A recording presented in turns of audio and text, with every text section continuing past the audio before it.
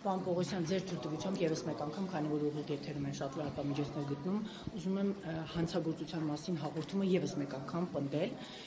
այսօր ազգային ժողովում, երբ որ դուք մուտք էիք գործում շենք, հենց այդ պահին ազգային ժողովի նիստերի դահլիճում քաշքշուկ, վիրավորանքներ, հայոյանքներ, հայողը ԿՊ խմբակցության քարտուղար Արթուր Հովհաննիսյանն էր, խնդրում եմ մեր այս միջադեպը հանցագործության մասին որպես հաղորդման հիմք ընդունեք եւ ըստ էության լրատվամիջոցի կողմից էլ հրապարակումները արդեն մամուլում հայտնված տեսանյութերը կարող են հիմք հանդիսանալ, չէ՞, որպեսզի օրինակ քննչական կոմիտեում խուլիգանության հատկանիշներով վարույթ նախաձեռնվի։ Տիկին Մանուկյան,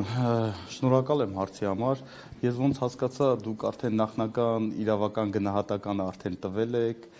արդեն հանցանքի վերաբերյալ հաղորդում փաստացի ըստ էության տալիս եք, բայց ես մի հանգամանք մատնանշեմ եւ կարծում եմ այս առումով իմ հարցը ձեր հարցին փորձեմ սպառիչ պատասխան տամ։ Օրենքը ըստ էության հանցագործության մասին հաղորդման որոշակի վավերապայմաններ է նախատեսում, պետք է լինի պատշաճ, պետք է լինի համապատասխան ռեկվիզիտներ եւ այլն, այսինքն այս առումով հանցագործության մասին հաղորդումը պետք է լինի պատշաճ։ Մամուլում ի տարբերություն նախկին օրենքի մամուլում զետեղված հրապարակումները իմպերատիվ պահանջ չի, որպեսզի դառնա հանցագործության մասին հաղորդում, ինքը կարող է դիտվել, դրա համար առնվազն պետք է օրինակ ուսումնասիրվի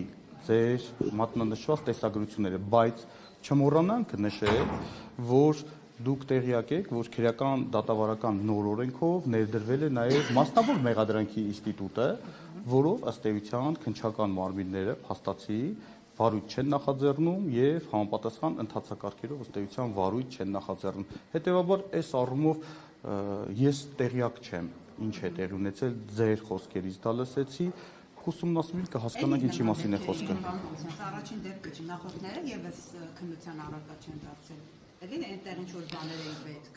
ապացուցվել, որ դուք իմանաք պատշաճ գրություն նկատի ունեք, պարոն Պողոսյան, այսինքն պատշաճ գրություն հաղորդում, այո, եւ գլխավոր դատախազություն եւ օրինակ իրականացում։ Շատ բարի, դա էլ կանենք, բայց ամեն դեպքում մամուլում կան նաեւ տեսանյութերը, որոնք համացանցում արդեն հայտնվել են եւ թե ինչ է տեղի ունեցել այսօր։ Ձեր թույլտվությամբ մի քիչ հեռու պահեք, էլի նախորդների հետ կապված եւս ձեզ ոչինչ հայտնի չի, նախորդ շատ բաներ են եղել ազգային ժողովի դահլիճում։ Դուք այդ ընթացքում որևէ ձևով չեք արձագանքել այդ ամեն ինչի, սպասել եք, որ հաղորդումներ պատշաճ ինչպես նշեցիք գործընկերները ձևով ներկայացվեն։ Դարձյալ ստիպված եմ մատնանշեմ, որ դուք ընդհանրական կերպով նշում եք, որ նախորդներում տեղի ունեցել որոշակի իրադարձություններ, որոնց արդյունքում համապատասխան ընթացը։ Ես տեղյակ չեմ, դուք կոնկրետ դեպքի չէ, մի վարքյան կներեք ավարտեմ, հա։ Ավարտեմ ես։ Չէ, այդ կոնկրետին էլ եմ պատասխանելու։ Անհատական դեպքերով ես հիմա չեմ ցանկանա քննարկում ունենամ։ Եթե նախկինում հաղորդումներ են եղել, ենթադրում եմ, որ այդ հաղորդման կապակցությամբ քրեադատավարական ընթացակարգեր գոյություն ունեն։ Ինչ անում վարույթն իրականացնող մարմինը կամ քրեական վարույթ չի նախաձեռնում, կամ վարույթ է նախաձեռնում։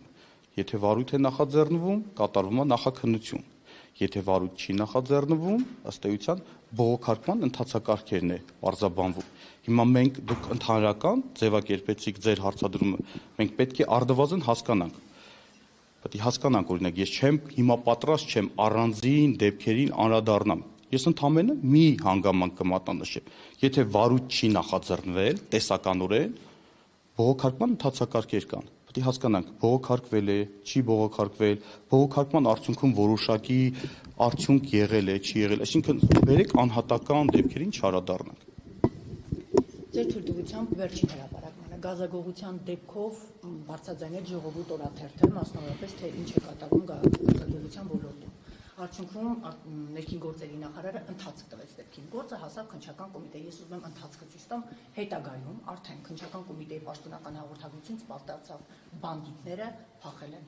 Պարոն Պողոսյան, դուք պատասխանատվություն կրում եք, ինչու դուք ուշացրեցիք, որ բանդիտները փախան։ Օրինակ Էդգար Ղազարյանը, որը հասարակական քաղաքական գործիչ է, մի հայտարարություն արել, իր սեկտը անմիջապես փակվել է։ Մինչդեռ բանդիտները կարողացան մեր երկրից ճողոպրել ու փախնել։ Դուք պատասխանատվություն կրում եք կոնկրետ բանդիտների փախուստը չկարողանալու կանխելու մասով։ Ես պատասխանատվություն ընդհանրապես կրում եմ այն պահից սկսած, երբ որ ստանձնել եմ քննչական կոմիտեի նախագահի պաշտոնը։ Սա մեկ։ այդ ժամանակ դուք կոմիտեի նախագահն էիք, պարոն Պողոսյան։ Դրա համար շեշտում եմ։ Տիկին Մանուկյան, ձեր մատնանշած դեպքերը ըստ էության գազագողության հետ կապված դեպքեր է։ Նախ եկեք մենք իրադարձությունները, ես գործի առանձին հանգամանքների հետ կապված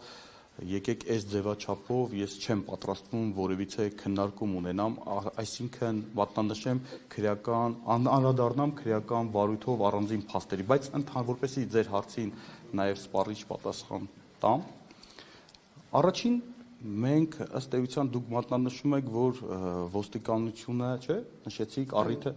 դա անուններ էի ես տվել։ Այո, Տիկին Մանուկյան, դա այլ վարույթի մասին է խոսքը, այդ վարույթով գազագողության դեպք չկա։ Դա վերաբերվում է ձեր մատնանշած վարույթը, վերաբերվում է, երբ որ տեսուչներին չէին թույլատրել մտնեին եւ ստուգումներ իրականացնեին։ Դա առանձին, դա գազագողության ձեր մատնանշված այդ բառով եմ նշում, որպեսզի պարզվի գազագողության հետ կապված ընդհանրապես դրա հետ կապ չունի այդ վարույթը, որը որ ավելի վաղ էր նախաձեռնվել։ Այս մեկ, բայց մենք ունենք եւս երկու վարույթներ, որոնք նախաձեռնվել են օպերատիվ հետախուզական միջոցառումների արդյունքում։ Մի վարույթը վերաբերվում է ազգային անվտանգության ծառայությունից ստացված հաղորդման հիման վրա նախաձեռնված վարույթին, մյուսը վերաբերվում է պետական եկամուտների կոմիտեի կողմից ձեռնարկված համալիր միջոցառումների արդյունքում ստացված տվյալներին երկու առանձին վարույթներ ունենք։ Այսինքն, այն առաջի վարույթը, որը որ դուք անընդհատ նշում եք եւ որակում եք բանդիտներ եւ այլ, այդ վարույթի հետ ընդհանրապես կապ չունի։ Այս երկու վարույթները, որոնք ավելի ուշ փուլում են նախաձեռնվել, այս վարույթում վարույթ իրականացնող մարմինը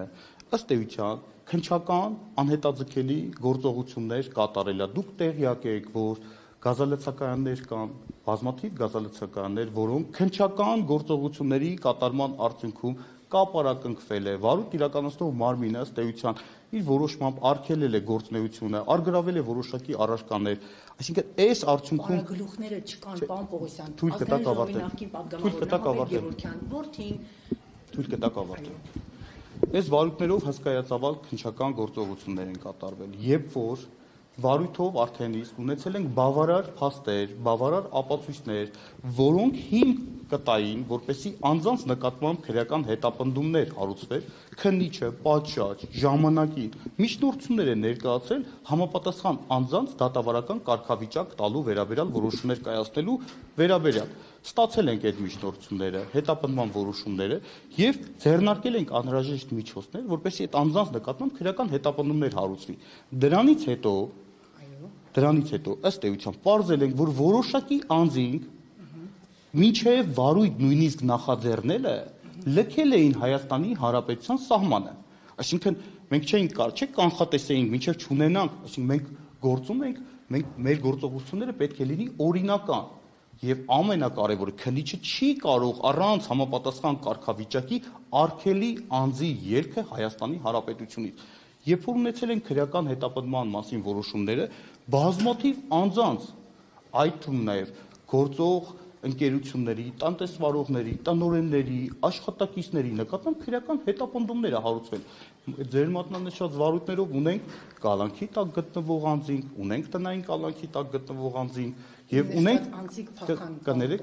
դե ես նշեցի, չէ, որ մինչեւ վարույթ նախաձեռնել եք, կներեք էլի, ասենք դուք ձեր պնդումներն եք անում։ Դուք ձեր պատասխանատվությունը չի, դուք ժամանակին եք գործել, բանդիտները շուտ էին փախել, այդպես կարող ենք ենթադրել։ Միանշանակ։ Մինչև վերջ ավարտեմ էլի այս մասով։ Եվ այն անձինք, ովքեր որ մինչև քրեական վարույթով քրեական հետապնդման մասին որոշումներ ստանալը, մինչև մեղադրանք ներկայացնել, ովքեր լքել էին Հայաստանի Հանրապետության տարածքը, այդ անձանց նկատմամբ հետախուզում է հայտարարվել, խափանմիջոց կալանք է ընտրվել եւ եկեք այս տրամաբանությամբ առաջնորդվենք, որովհետեւ ինչ է նշանակում անձինք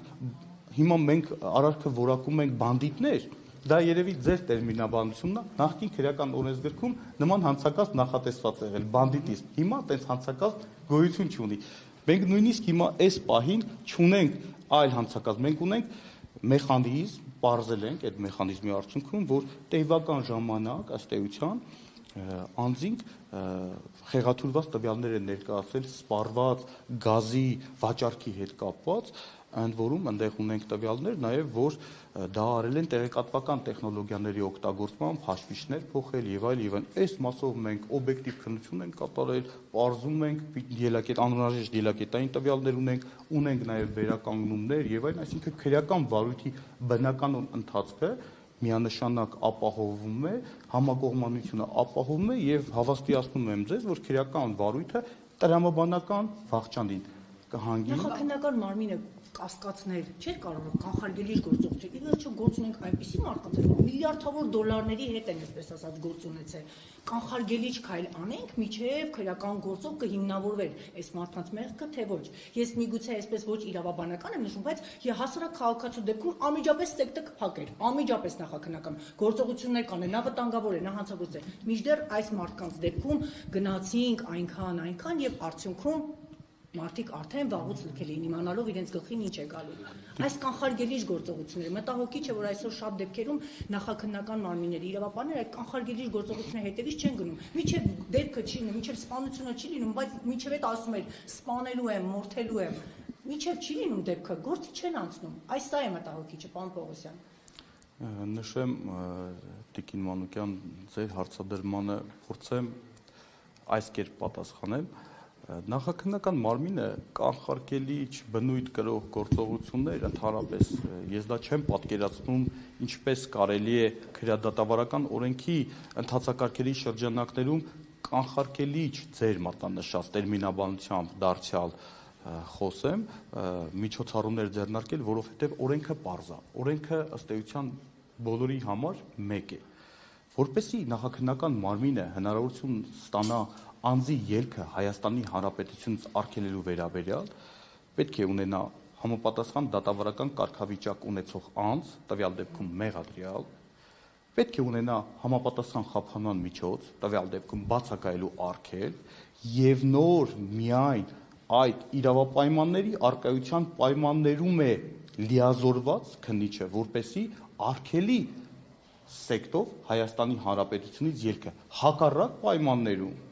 եթե չունենա մեղադրյալի դատավարական կարգավիճակ ունեցող անձ բացակայելու արգելք նախաքննական մարմնի տվյալ դեպքում քննիչի գործողությունները կլինեն ապօրինի։